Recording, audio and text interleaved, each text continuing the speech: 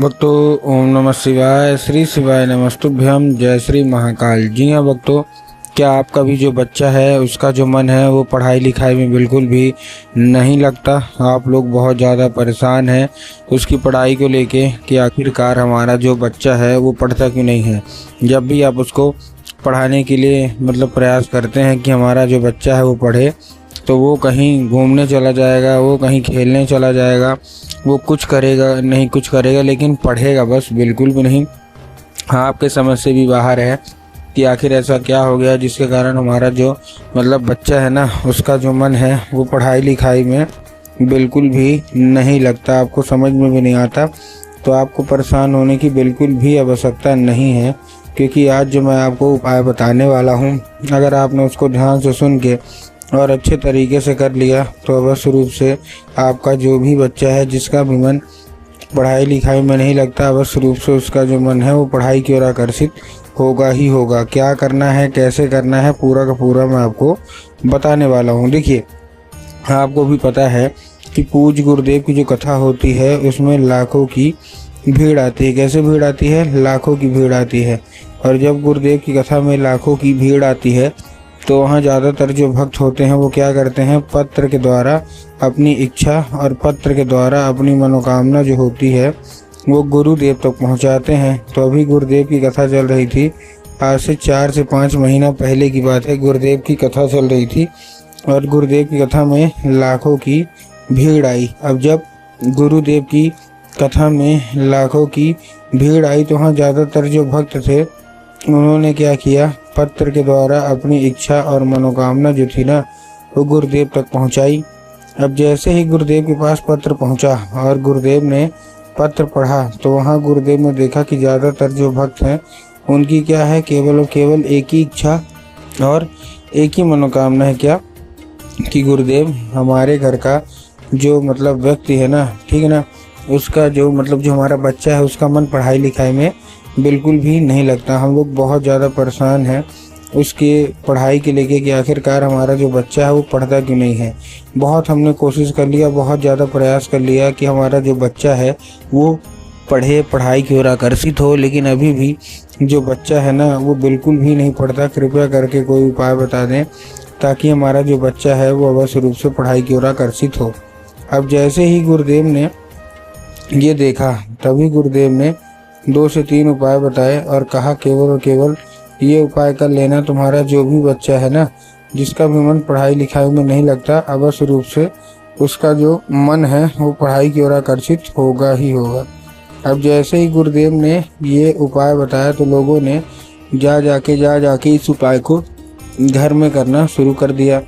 अब जैसे ही लोगों ने जा जाके इस उपाय को घर में करना शुरू कर दिया, वही लोग गुरुदेव की कथा में मात्र 1 से 1.5 महीने के बाद वापस आए। अब जब वही लोग गुरुदेव की कथा में वापस आए तो उन्होंने क्या किया, फिर से एक बार गुरुदेव को पत्र लिखा। लेकिन ये वाला जो पत्र था ये गुरुदेव को धन्यवाद के रूप में पत्र था कि गुरुदेव धन्य हो आपका, आपके द्वारा बताया गया उपाय हमने कर लिया है, हमारी सारी इच्छा सारी मनोकामना जो है ना वो भी पूरी हो गई है, आपका कोटि कोटि धन्यवाद।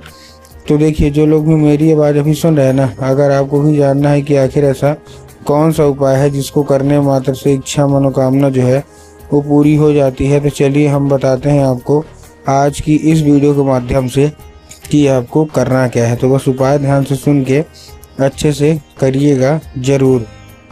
तो देखिए, जो हमारा सबसे पहला उपाय है, इस उपाय में आपको क्या करना है, 3 काली तिल लेना है और साथ में आपको लेना है 1 धतूरा।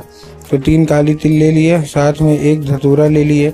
धतूरा लेने के बाद आपको करना क्या है, जैसे आपने धतूरा लिया, धतूरा लेने के बाद अपने बच्चे के हाथ में दे के उसको भेज दीजिए कहाँ, सीधा सीधा शिव मंदिर। अब जैसे ही आपका बच्चा जो है वो शिव मंदिर पहुँचेगा, शिव मंदिर पहुँचने के बाद आपको करना क्या है, जैसे शिव मंदिर पहुँचेगा, शिव मंदिर पहुँचने के बाद उसको बोलिएगा कि दक्षिण दिशा में खड़ा हो जाए और उत्तर की ओर अपना चेहरा कर ले। अब देखिए, दक्षिण और उत्तर में ना बहुत सारे लोग के मन में कन्फ्यूज़न आता है कि दक्षिण क्या है उत्तर क्या है, हमको थोड़ा साफ साफ बताओ। तब गुरुदेव ने साफ साफ बताया है कि आप जिस भी शिव मंदिर जा रहे हैं ना, उस शिव मंदिर का जिधर साइड जलाधारी होगा आपको अपना चेहरा क्या करना है, उधर साइड करके खड़े हो जाना है। ठीक, खड़े हो गए, खड़े होने के बाद आपको क्या करना है, एक नाम लेके, कौन सा, महादेव का बहुत ही सुंदर सा नाम है श्रम्भेश्वर महादेव।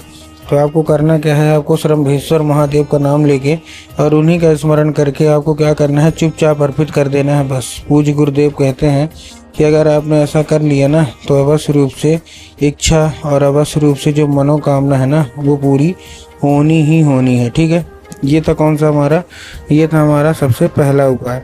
अब हम चलते हैं अपने दूसरे उपाय की ओर। अब देखिए जो हमारा दूसरा उपाय है, इस उपाय में आपको करना क्या है। जो हमारा दूसरा उपाय है, इस उपाय में सबसे सिंपल सा आपको केवल और केवल एक काम करना है।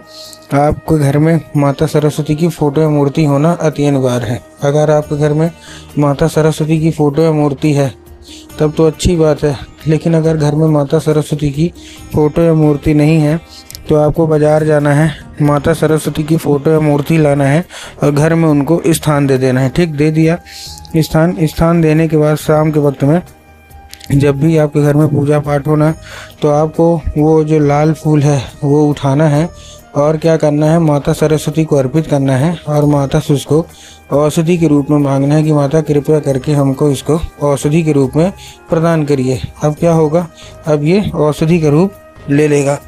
अब आपको करना क्या है, उसी रात जब आपका बच्चा अच्छे तरीके से खाना पीना खा के सो जाए तो आपको जो लाल फूल है वो उठाना है और अपने बच्चे के माथे पे 2 से 3 बार उसको फेर देना है। पूज्य गुरुदेव कहते हैं कि अगर आपने ऐसा कर लिया तो अवश्य रूप से इच्छा मनोकामना जो है वो पूरी होगी ही होगी और उस फूल के जरिए स्वयं माता जो है, ठीक है ना, मतलब माता जो सरस्वती हैं वो उसके दिमाग में प्रवेश करेंगी ही करेंगी।